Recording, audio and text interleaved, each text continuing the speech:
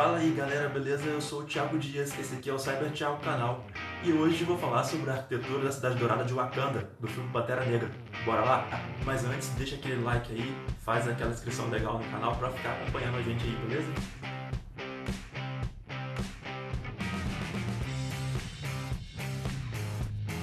Com 200 milhões de dólares no orçamento, direção de Ryan Coogler e um elenco aí muito bom em atuação, o filme Pantera Negra fez muito sucesso no começo do ano passado, o ano de 2018, quando ele foi lançado,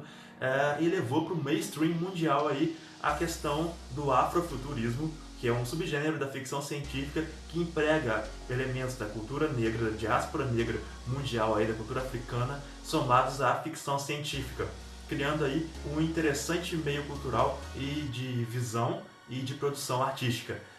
De visão, quero dizer, tipo assim, imagético e de produção artística. O filme apresenta aí a maior cidade da nação fictícia de Wakanda, que é a Cidade Dourada. E a concepção dela foi absurdamente inteligente e bem criativa e muito legal. E é uma das coisas que chama a atenção no filme aí, que faz com que você queira assistir o filme. Que é aquela visão futurista de uma tecnologia que usa da arquitetura nativa africana. Então, a designer responsável por isso foi a Hannah Bleacher, e ela contou em um artigo mais ou menos qual foi o processo que ela utilizou para poder fazer a concepção dessa cidade. E a gente consegue perceber isso tranquilo, e é isso que eu vou mostrar para vocês aqui agora. Ela pegou referências desde tribos africanas, desde da arquitetura nativa africana do sul do continente e do meio oeste do continente, como também de várias culturas diferentes, é preciso falar, e como também, para dar a questão futurista aí, ela pegou como referência a arquiteta iraquiana Zaha Hadid, que já é falecida, que fez projetos contemporâneos aí da chamada arquitetura líquida, que é uma arquitetura que mostra uma volumetria fluida e ao mesmo tempo inovadora, e enquanto é inovadora também é aconchegante pela utilização de materiais ali que são facilmente reconhecíveis, que criam uma espacialidade aconchegante. E a gente pode observar muito isso na Cidade Dourada. Então, falando aí, a gente pode ver aqui, que eu vou colocar uma imagem da cidade,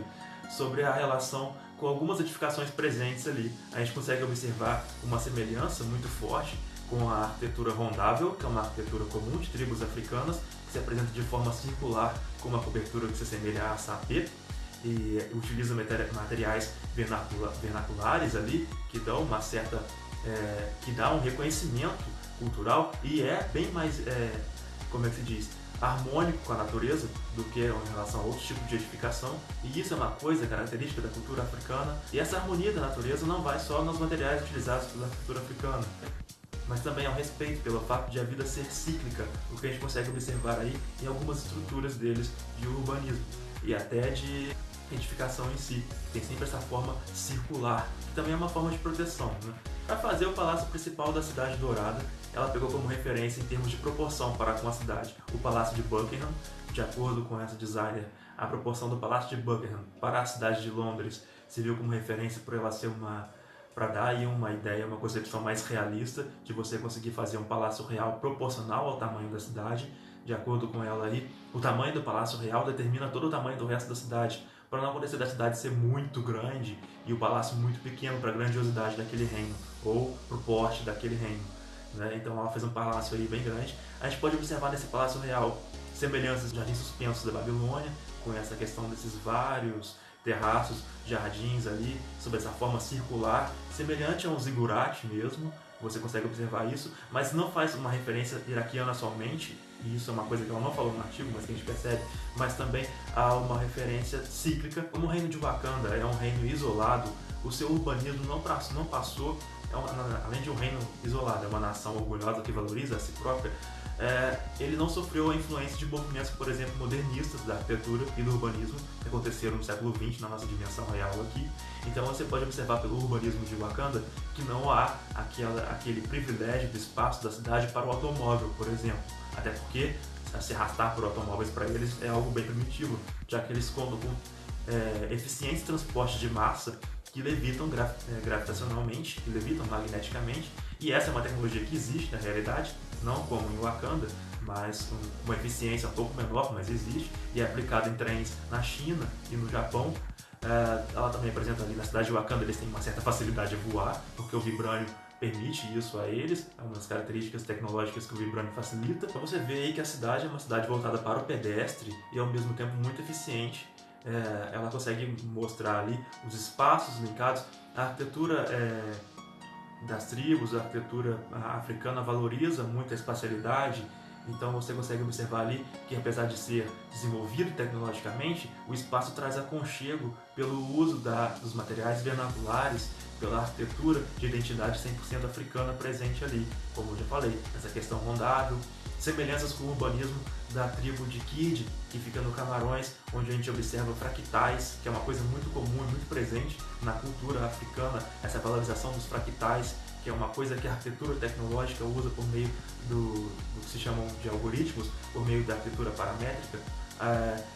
e um pouco mais, como se diz, analogicamente, assim, bruta, de forma natural. As tribos africanas fazem isso com muita inteligência, como uma tribo na Zâmbia e como essa própria tribo de Kirdi, onde eles vão criando ali com base na colheita, com base na produção agrícola, como é o caso da tribo de Kirdi, ou com base na hierarquia social, criam-se fractais de construções e edificações que vão se ampliando ali, dando harmonicamente o progresso daquela aldeia, daquela cidade, criando um urbanismo ali, onde você, pela própria espacialidade, já percebe o que é valoroso ali e o que não é valoroso, o quão eficiente foi a produção agrícola daquele ano, ou o quanto não é, e isso tudo sem utilizar algoritmos, sem utilizar softwares de algoritmos. Eles fazem isso por conhecimento tecnológico natural deles mesmos, sem utilizar computadores, porque são tribos, né?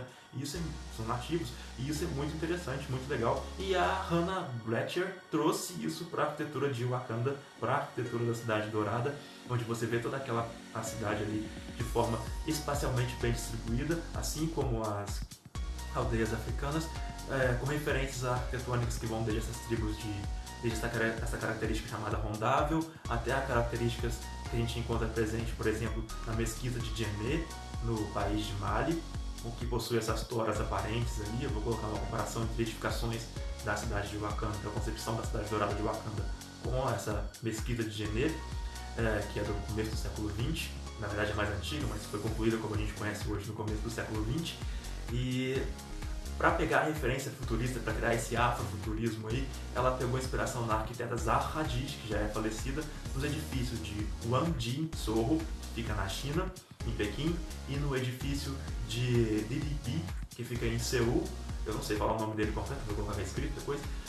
onde você consegue perceber essa fluidez da arquitetura que criam esses espaços de volumetria orgânica muito comuns na natureza. E a arquitetura africana é uma arquitetura que se inspira e se dá de forma harmônica com a natureza, pelo menos aquela não sofrida pela influência do mainstream internacional, dos colonizadores, a arquitetura nativa mesmo, africana. E isso é muito legal, eu achei de uma genialidade muito grande por parte delas, por parte da produção do filme, por parte da própria designer, que é a Hannah Bletcher, falando o nome dela novamente aí, que fez esse laboratório de edificações, essas duas edificações que eu citei aqui, da Zaha Hadid. E achei legal, assim, bacana. É isso que eu tinha pra falar hoje aqui sobre a arquitetura da cidade. Espero que vocês tenham gostado. Até o próximo vídeo aí, aquele like.